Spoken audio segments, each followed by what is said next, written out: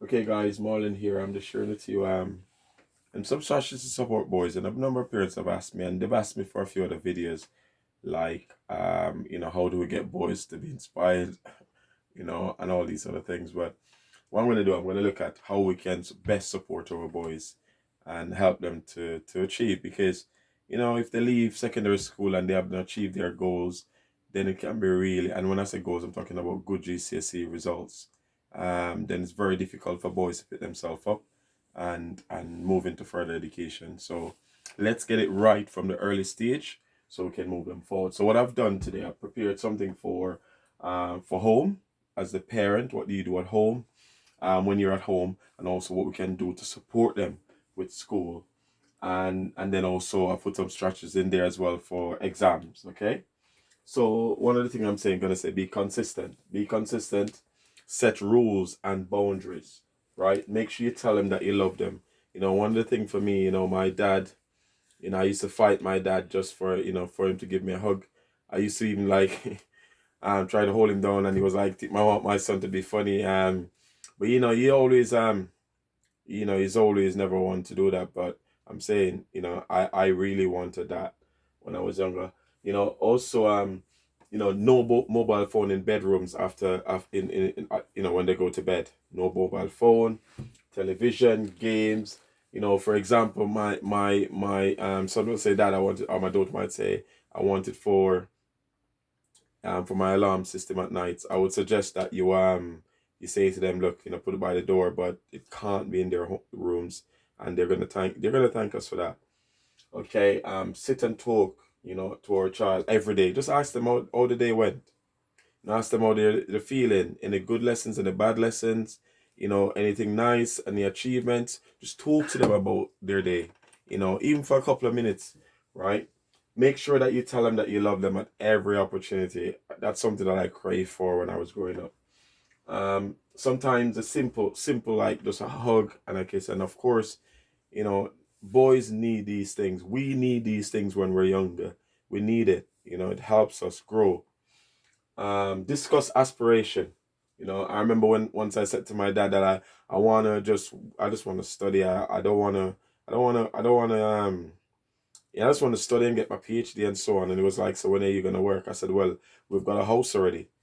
And he said to me, mother have, father have, blessed is a child that have it his own. And since then, I was like, you know what, I'm going to buy lots of properties, man. My dad, that was a big inspiration for me. But for all of us, we're going to find different people, give us different inspiration, right? But how to help our boys again, same thing. If you've got a small family, a lot of us might come from overseas like myself. I've got a small family. So if I've got to go and find some friends, family, a teacher from somewhere to support my child, then that's what I'm going to do. I'll do whatever it takes to help my son, because, boys, they need extra support.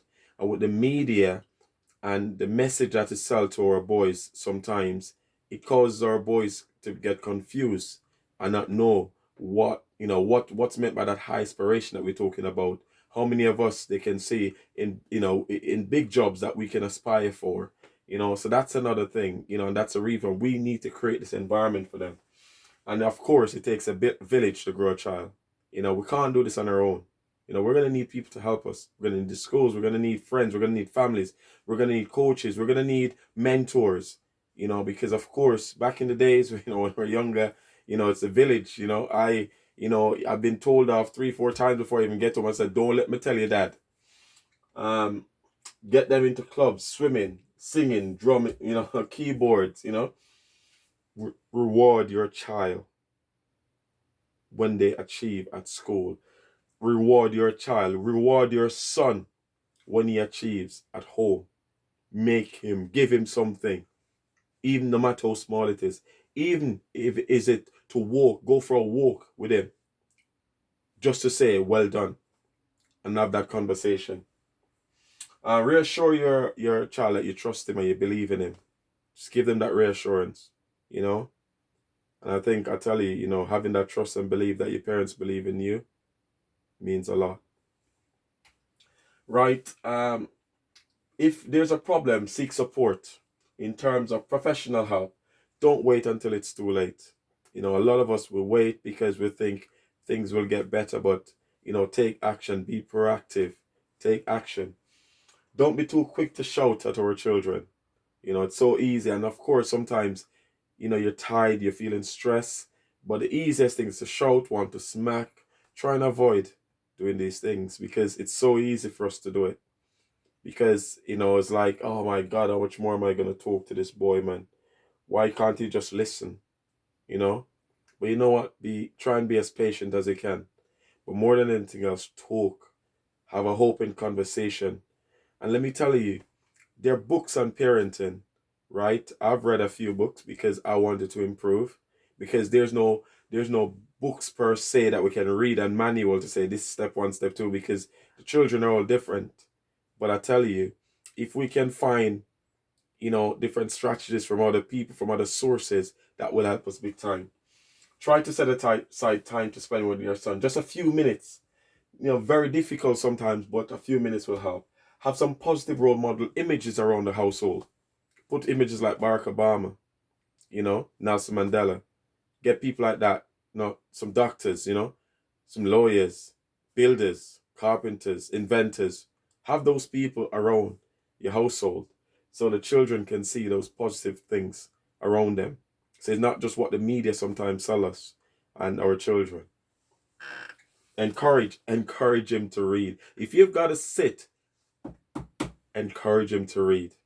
You know, even if it's on the iPhone, you sit and you get something to read and so find something to read on the phone. I would just read. Right, how to help boys at school now. Now, basically, this is now for school. We finish with home now for school. Have breakfast in the morning, meal, you know. Put them on a subject report. Put them on a subject report on a termly basis, even if they are not somebody who is misbehaving. Put them on a subject report. And basically, what you're doing, especially, I'm talking for secondary school. In primary school, they tend to have that one-to-one connection, but because they've got 13 different subjects, it's very difficult for you to know, right, what's happening there, what's happening there. Just put them on a subject report, and that will give you a flavor of how they're performing in school. And I would suggest that what you put on the subject report is check for behavior for learning, how they're behaving in the lesson, working towards target grades, how are they performing, right? And then also punctuality to lessons. I think those are key to find out how your child is progressing in school. And if there's issues, you address it. Don't wait until it's too late. Try to attend every parent's evening. If you can't make it, find somebody else, a family member that your son respect, to go there to represent him. Okay? At the primary school, you know, try to build, if you're at the primary school, try to build a really good relationship with the teacher. Please, I'm telling you, it's really important, especially for boys. Ensure that all homework is done.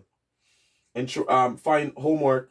You know, for example, find a homework club. If you let me tell you something. My dad wasn't the best reader and wasn't educated, but my dad sat with me, and I didn't even know that my dad didn't know what I was doing. But my dad helped me with my homework, and it's only when I got older I realized. But guess what? Look at where I'm at today. You know, just sit with the child. You don't have to know how to do it. Just, you know, because you're actually helping them to be independent learners as well. But just be there. That's all. And if you can afford to get help, but also if you can't afford to get help, Ofsted will pay up to 80% of private tuition for you. Okay, how to help your boys at school now? Volunteer. If your child is having difficulties in the school, volunteer. Go into the school and, you know, be parent teacher, part of the governor. You know, try and get into the school. Try and be involved in the school. Learn about your rights as well, because sometimes I'm telling you, some parents come to me for support. The child has been excluded. They don't know what to do, but they don't know their rights, and as a result, they end up keeping this child at home until God knows when, without taking any action. Learn your rights. Go. You know, there are lots of information online now. Google search easy. If you've got a problem, voice your concern with the school. Don't be sitting at home and take it at first hand that, look, you know what? I don't want to voice it because they might treat my son differently. Voice your concern, but not all, you know, and be as professional as it can be. Ensure that you attend every parent's evening. Find out what support is available for your child in the school, such as mentor. If your child is on the SEN register, find out. If your child is pre-prepared, and find out what other resources are available for your child. It's really, really, really important. Now, to help our boys for exams. Now, ensure that they eat their breakfast in the morning and have something to eat, especially when it comes on to exam time, because we need that energy. We need that chemical energy in the system to work on that exam. Revision timetable. Make sure they've got a revision timetable and you help them to stick to it. And get and share the dates now around the house. For example, if he loves to be in his room, stick the exam timetable, make it on a big chart and stick it there so he knows exactly when I've got maths. I've seen boys come into school and I say to them, which exam have you? I'm not sure. I don't know.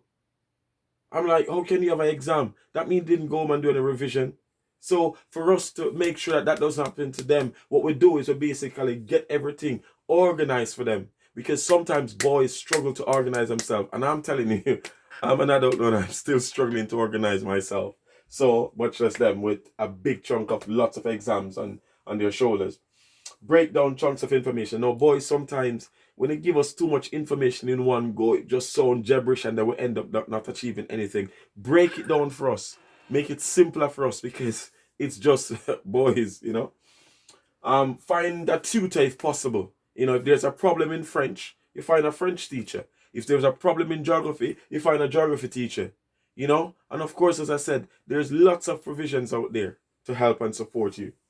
Provide transport. You know, this is another thing I say to this parent. Oh, our son had to take 3 buses to school. He wanted to attend the revision session. And I'm like, Mom, if you can get him on a taxi if possible. If the mom drive, I said, look, drive and drop him even early and then leave to work. You know? I know not everybody's going to be that fortunate, but if you can drop your child to school, drop him to school. Right. Check to see what revisions are on offer at school. Because a lot of schools, most schools, for SATs and for GCSEs, they offer exams. So basically, I'm going to say, right, find out what exams support are available at school. Ensure that he works on past papers. Okay, past papers is what help the child to see the questions that come on the exam. Past papers, past papers, past papers. Revision guides. Get the revision guides for the children. Get the revision guide. Get the workbooks. Sit with them. Make sure that they're doing it. The SATs, they've got revision stuff. You know, all the exams, they've got revision stuffs available. Schools sometimes will give it them for free. If you're a pupil premium as well, they'll give it to you for free. Now, ensure that work and past papers. Try to be as calm and patient as possible. And just remember, you know, pass or fail the exams, you know. You love them. Just make sure you remind them of that. Pass or fail, all you want is for them to do their best. That's all you can ask for. It's for these boys to do their best. So therefore, they're not struggling. And they open doors so they can have really good opportunities for their future. That's all we want. Right. How to ensure that we help them to keep up to date with the exams and ensure that they've got the correct equipment. Boys will come into school without any pens, pencil, ruler, case, nothing, no calculator. Get them the required equipment. Check that they've got the required equipment. So that means they can go into the exam and don't have to be waiting around for equipment. Next steps. Now, what I'm going to suggest is that you try to tick all the boxes that I've suggested. Make sure that, of course, I know it's going to be different for different children, for different boys, different home environment. But one thing I know for sure, if you put these stuffs into place, then you're good to go. I hope this information answers your questions and hopefully we can have better boys growing up. And for those people who didn't get a chance to do it because they didn't understand and they didn't hear this information before, now you've got a chance. God bless and good luck.